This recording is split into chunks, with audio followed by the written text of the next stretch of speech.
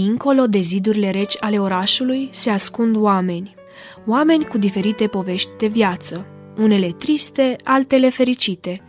Toți sunt preocupați de diferite probleme, cum să ajungă mai repede în stații, să nu piardă autobuzul care îi duce spre muncă sau școală, cum să-și vândă ziarele ca să nu mai stea în frig.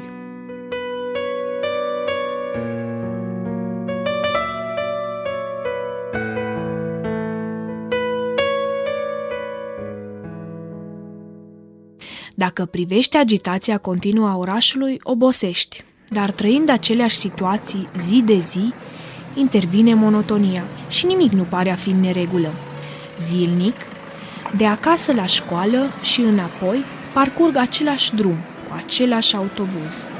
Văd aceiași oameni, cu aceleași fețe posomorâte, ca într-un film care pare să ruleze la nesfârșit. Drumul durează aproximativ 40 de minute.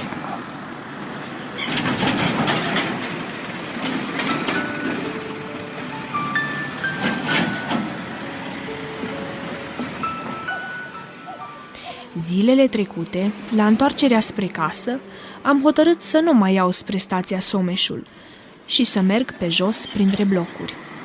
În această mică escapadă, în centrul orașului, am zărit-o pe bătrânica ce stătea cu flori. Întotdeauna își îmbie trecătorii cu flori pe strada Memorandumului, la colț cu Piața Unirii. Nu am mai văzut-o de câteva luni. Chiar dacă soarele sprinten de primăvară își aruncă razele peste oraș și trecători, era destul de frig. Bătrânica era înfofolită, îmbrăcată îngrijit și curat și stătea pe un scaunel. Lângă ea avea o sacoșă de rafie plină cu flori, aduse chiar din grădina casei sale, după cum mărturisește.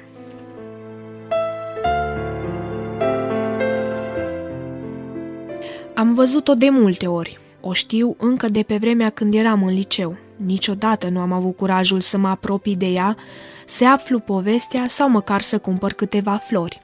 Fiind prima persoană la care am văzut ghiocei în acest an, am decis să-mi cumpăr un buchețel. 2 lei, o nimica toată. Pentru dânsa însă o reușită la fiecare vânzare.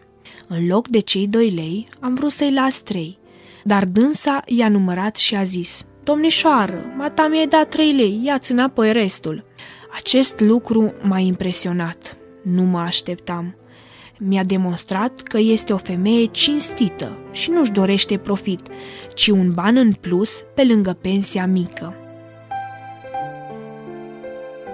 Și așa m-am năcăjit cum am putut. De când timp stați și vindeți aici florile? Da, păi de orice de vreme. Cu cât dați buchețelul de Cu 2 ghiocei? lei, cu 2 lei, dragă. Și numai ghiocei vindeți? Păi, când îți ghiocei, când îți alte flori. Și cumpără lumea? Poști. Mai cumpără. Cam 94 de ani.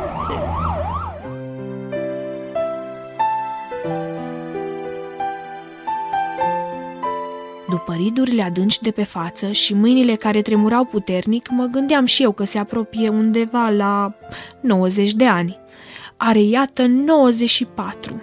E impresionant ca la această vârstă să fie preocupată de îngrijirea florilor din grădină.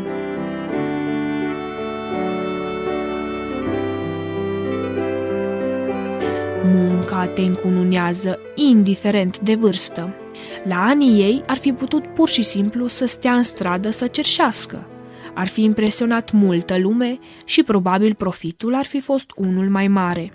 Dânsa, în schimb, preferă să muncească pentru a nu primi banii degeaba și pentru a nu-L supăra pe Dumnezeu, pentru că El ne știe pe toți ce putem și ce nu putem face. Vă mulțumesc. Dumnezeu vă ajute. Sănătate vă doresc și noroc să vă daie bunul Dumnezeu. Dinspre grădini de parfum, florile ies în alai. Vino, iubito, acum, vino cu primul tramvai. Am primit, iată, o lecție de viață, de la o bătrânică simplă ce stă cu flori în colțul străzii, o bătrânică cu frică de Dumnezeu. Sufletul dulce amar, pe uliți de rouă în zori, desculți să alergăm și ușor, garoafe de foc să-ți poarte noroc, iubito, la nunta de flori.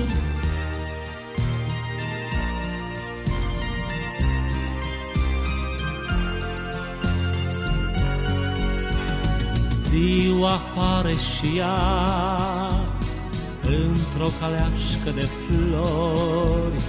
Hai să deschidem în zori poarta cetății cea grea, și cu o floare ușor, cum altădată visam, celor ce încă mai dorm, hai să le batem la geam.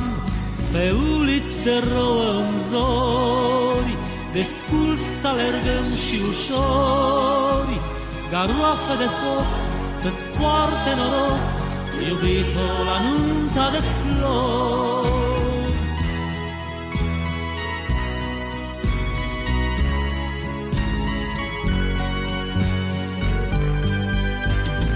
Poate acești trandafiri fostau cândva ca și noi, buze aprinse de mir și îmbrățișare de ploi.